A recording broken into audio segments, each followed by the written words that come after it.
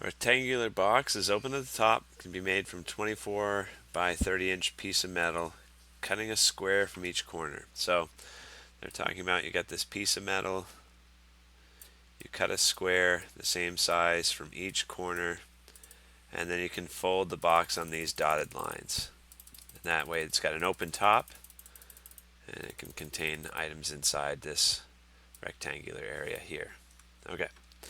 We're supposed to find the dimensions of the box of the greatest volume, but we've got to go step by step according to WebAssign. So let x be the side length of the square cut out from each corner. So this is x.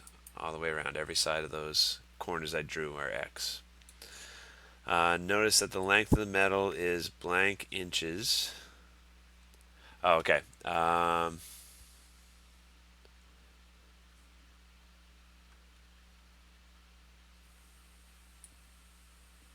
Which one's the length?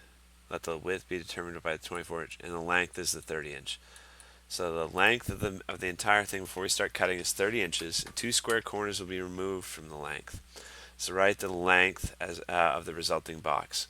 So if this is 30, this entire outside, then the inside is 30 minus 2x, because you're taking away an x up here and an x up here for the box that we're creating. So it's 30 minus 2x. The width then must be 24, and it's the same logic, 24 minus 2x. That's step 1. Let's go WebAssign. The general formula for the volume. The volume is length times width times height. So the volume of this box is the length times the width times the height, which is x. Oh, but they don't want it in terms of x. Oh, they just want the general formula. Okay, so length times width times height. And find the volume Vx. So we just need the function Vx that I just wrote. So 30 minus 2x, 24 minus 2x, and then x. You could simplify that a bit, expand it, combine like terms, but I think that's fine. So you got to restrict it to make sure that they're non-negative. They set up these little inequalities.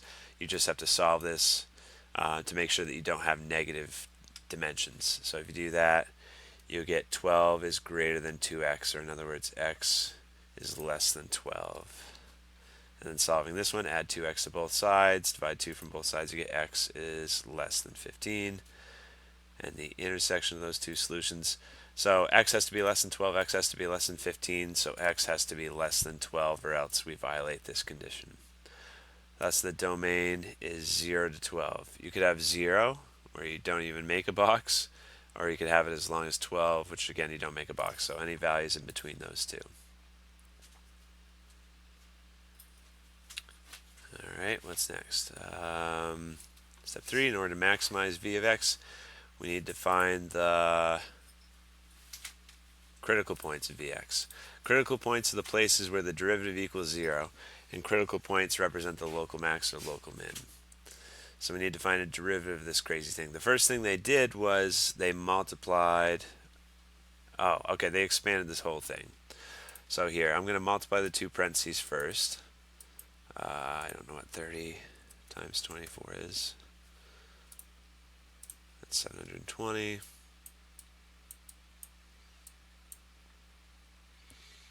And then minus 60x minus 48x plus 4x squared times an x. So you can distribute that x into everything and combine these two like terms.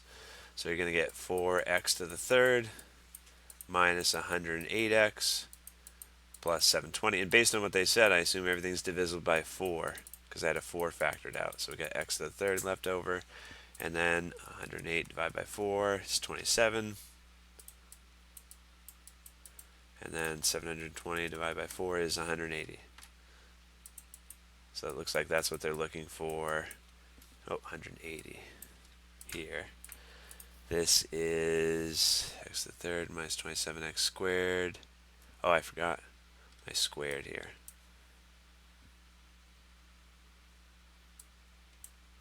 And then I forgot an x here. Oh, lots of mistakes. So good thing I'm following along with WebAssign.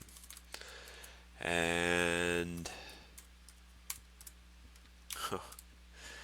the derivative. So if I was taking a derivative, I'd actually use this. That way I don't have to worry about what happens with the constant. Really, the constant could just wait until the end. But the derivative is when the powers come down and multiply using the power rule. 216x plus 720. And what did they do? They factored out a 12 from everything for their derivative. So that's x squared, and then 216 divided by 12 is 18x. And then 720 divided by 12 is 60. Okay, so what they want here is what we just got. Oh, I don't need that parentheses.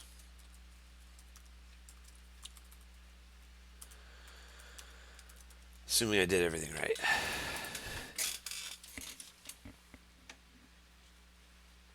Can't tell. Step 4. Yeah, it looks right. Okay. To find the critical points, we set the derivative equal to 0, right? Because when the derivative is set equal to 0, you're finding all the horizontal asymptotes. So they just want you to solve this equation. These are all the potential maxes or mins. So you can divide that 12 from both sides. That's what they did to reach this step. And then solving from there, I wonder if we could factor. Two numbers that multiply to be 60, but add it to be 18. I don't think so. No, I don't think so, right? 60 divided by 12.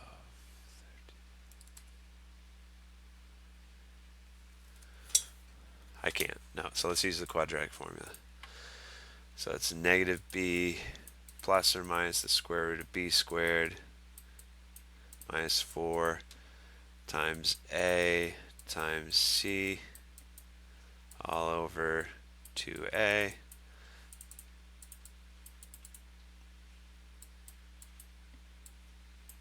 So I'll simplify inside that radical all at once. We got 18 squared and minus 240, so that's 84. And I wonder how they want us to enter your answers as a comma separated list. Okay, so they probably want it with the radical kept in place. You can factor out a 4 from here, so that will simplify the radical. So square root of 4 times square root of 21. And so this term and this term can both be divided by 2. So we get 9 plus or minus square root of 21. So I'm going to type 9 plus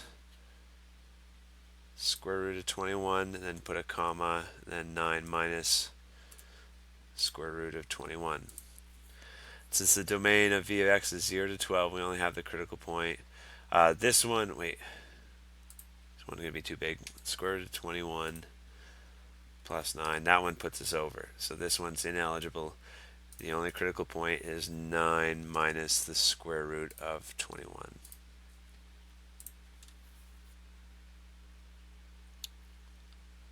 Going fast, so let's see if I messed anything up. Question 2.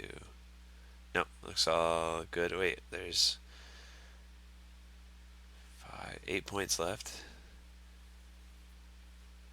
Must be all this. 1, 2, 3, 4, 5, 6, 7, 8. Yeah, okay. Man, words. Okay, to show that this critical point is a maximum, we could use either the first derivative test or the second derivative. Okay, that's true. The second derivative test would require showing that this is less than 0. First derivative test showing that it's increasing and then decreasing after the critical point. Alright, which one are they having this do? Since v of 0 equals 0, v of x must initially increase. Because if you reach the maximum, approaching from the left, here, this is just a quick sketch of any old maximum right here, right? That maximum only happens if we got a critical point. And it's a maximum only if you're increasing to the left and decreasing to the right. So that's what WebAssign is saying here. If you start at v of 0, you need to be increasing from x equals 0 until you hit that critical point. And then it says using x equals 1 as a checkpoint in this interval. If you plug in 1 into the derivative, what do we have for the derivative? You get 1 squared is 1. 1 minus 18 is negative 17. Negative 17 plus. We get a positive value for the derivative. So a positive value for the derivative means that we're increasing. So far, the criteria of a maximum has been met. We just showed that that a particular value to the left of our critical point is increasing. And then f of 12 equals 0, fx must eventually decrease on the right side of our critical point. So we need to show that the derivative of any point on the right side is negative. And if you plug in 7 into the derivative, 7 squared is 49. So we get 49 minus 126 plus 60 times 12. That's a negative value. So when we plug in x equals 7 into the derivative, it was less than 0. It's negative, so we are decreasing. A negative derivative means we're decreasing. So thus, by the first derivative test, it is a maximum. And then it wants you to state the dimensions of the box. This is where you'd plug this in to your functions for the length, the width, and the height. Remember, x already represents the height, so this is our height. The length, you got to plug in 9 minus square root of 21 into our formula for the length of the folded up box. So the length is 30 minus 2 times 9 minus square root of 27.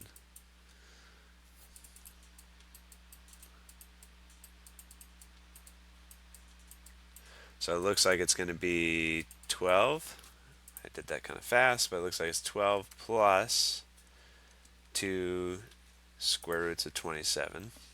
And then the width, you do the same thing, except you plug it in here. So the width would be 24 minus 2 times our critical point. The location of our maximum is what we proved it to be.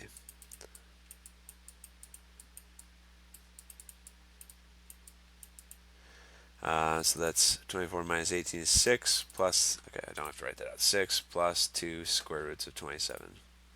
Just verify that I got all those parts. Uh-oh, something's wrong. Oh, and it doesn't tell me.